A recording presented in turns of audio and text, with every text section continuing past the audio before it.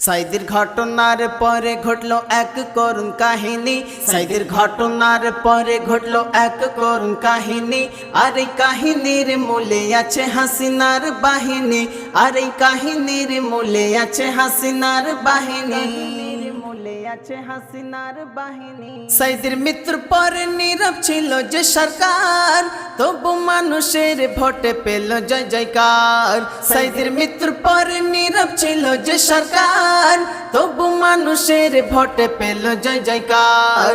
ভোটে জিতে ভাঙলো নিজের বিভ্রান্তি, ভোটে জিতে ভাঙলো নিজের বিভ্রান্তি।